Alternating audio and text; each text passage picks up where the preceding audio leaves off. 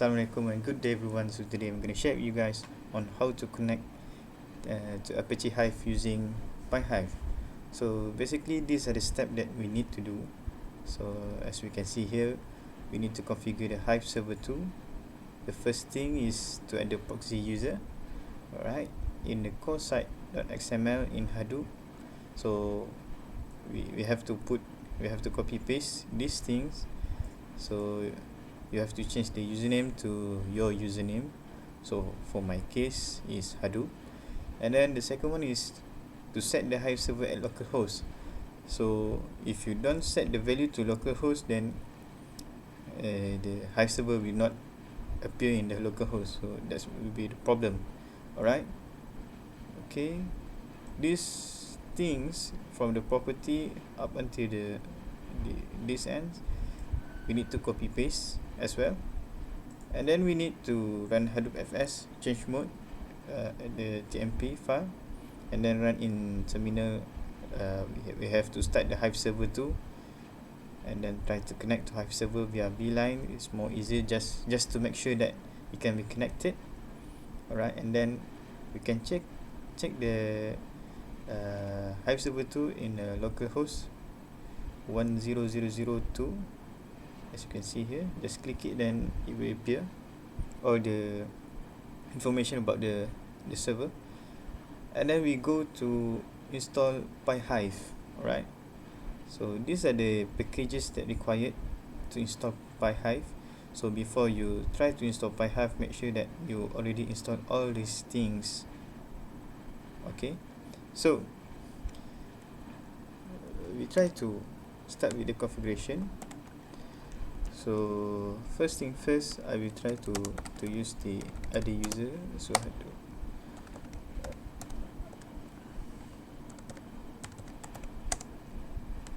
alright, so to change the coresite.xml, I believe it's in the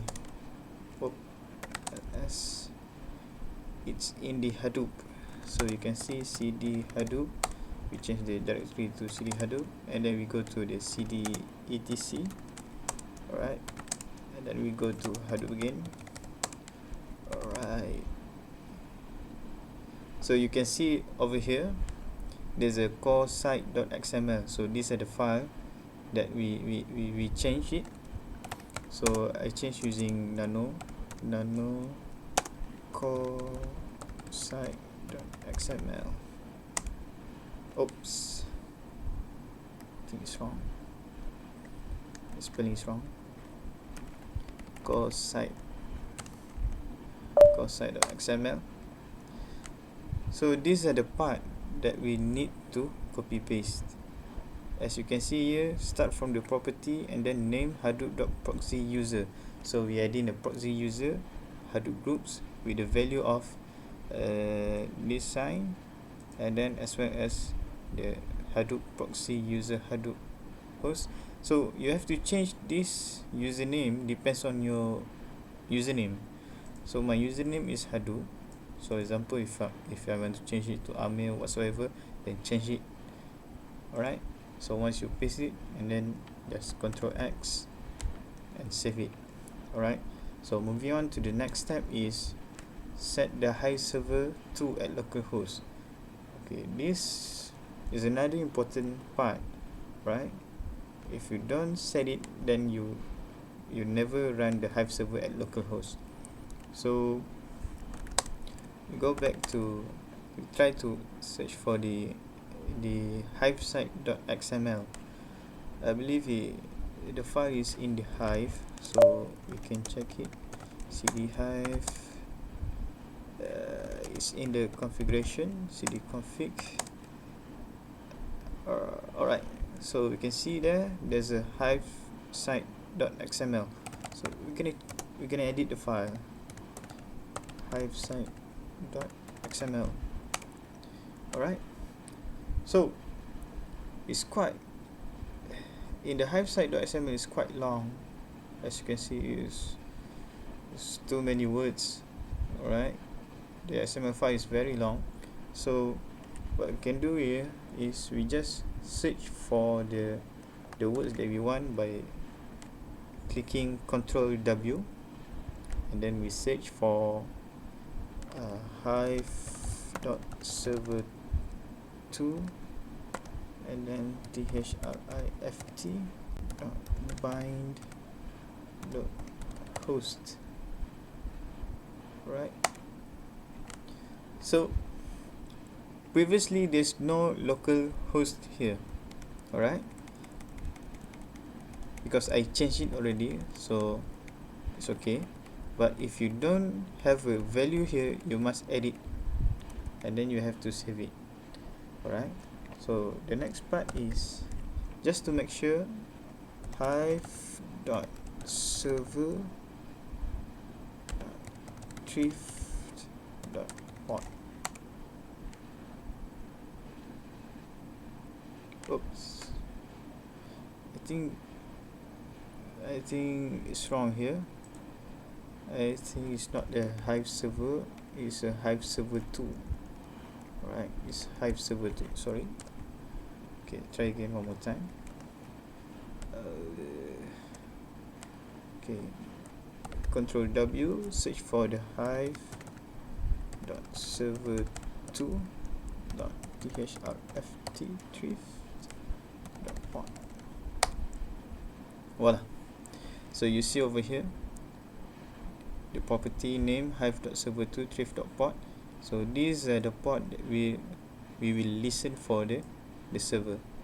Okay, so once we save it, alright, just Ctrl X, save it, and then the next thing we need to do is to run Hadoop. So before we do the third step, we have to start all.sh. Alright, so make sure our Hadoop is running, our HDFS is running. Okay, and just let it be for a while. Okay, just nice. So just to make sure everything is fine, just right JPS, and you can see the name node, the node manager, secondary name node, data node, resource manager. So everything is fine. Okay, so once you set up you configure the Hive server, then you need to run this command hadoop fs chmod 777 and tmp. Right, so just run it, it should be fine. Okay, for the fourth part, the fourth step is we have to run the Hive server. So to run Hive server, we just type Hive server 2 and put n. See, so our Hive server is running, it's running properly, so you should be fine. So I will open a new tab, new terminal. Alright, so Hadoop.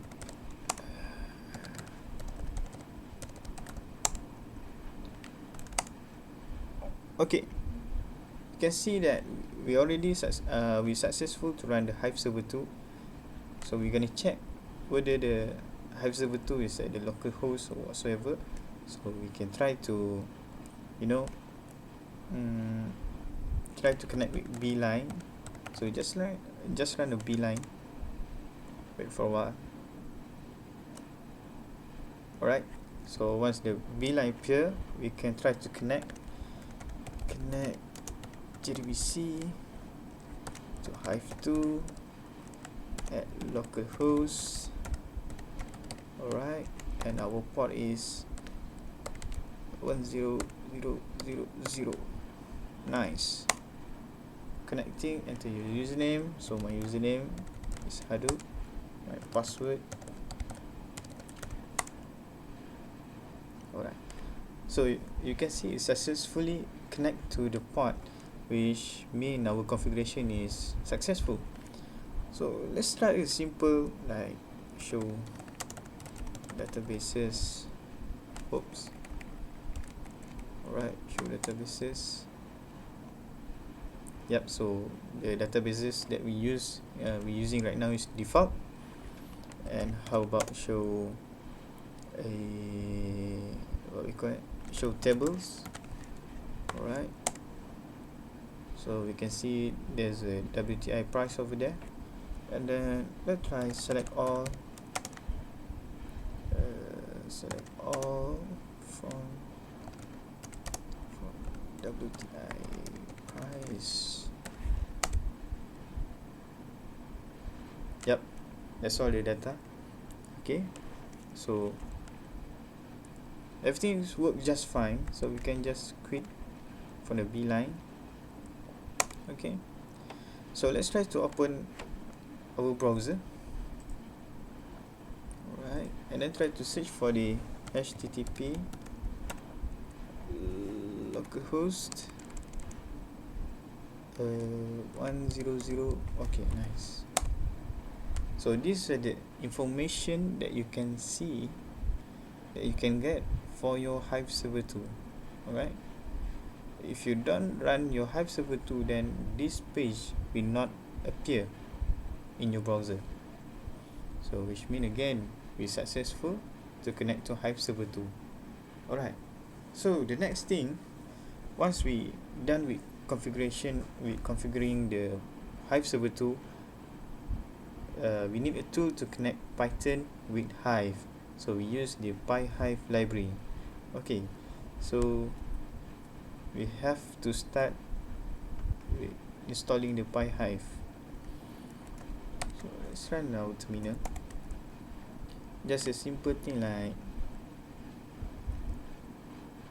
we have to start with installing sudo apt-get install sudo apt-get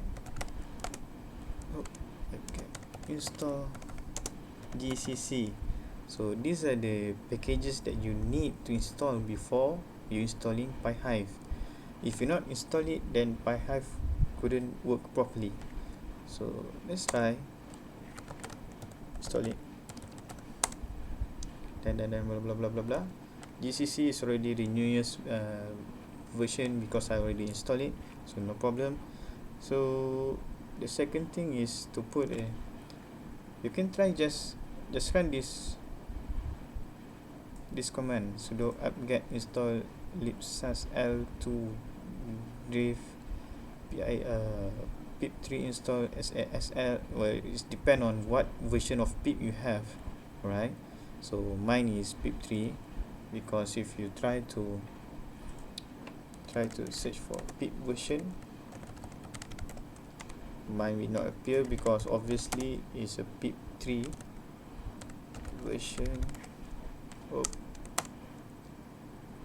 yeah, you can see mine using pip3, so it depends on what Python you're using. And then lastly, you will have to install the PyHive. So pip3 install PyHive. So once we already configure our Hive server 2 and then installed PyHive, then we can run our Jupyter notebook. Oops, what happened? Jupyter notebook not found. Oh yeah, it's a typo. Jupyter notebook. Okay.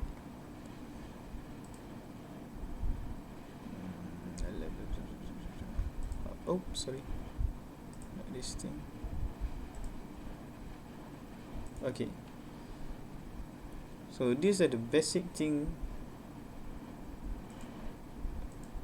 that we need to run to connect to Hive using PyHive. So the first thing first is we import pandas spd just to use the data frame, and then from PyHive we import Hive. So these are the connection that we need.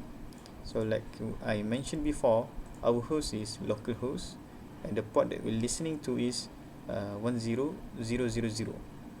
And then just simply, okay, let's try run one by one. See, so our df equal to pd read sql. So these are the command that we can use. So we select all from our database. So just now we can see that our database is default.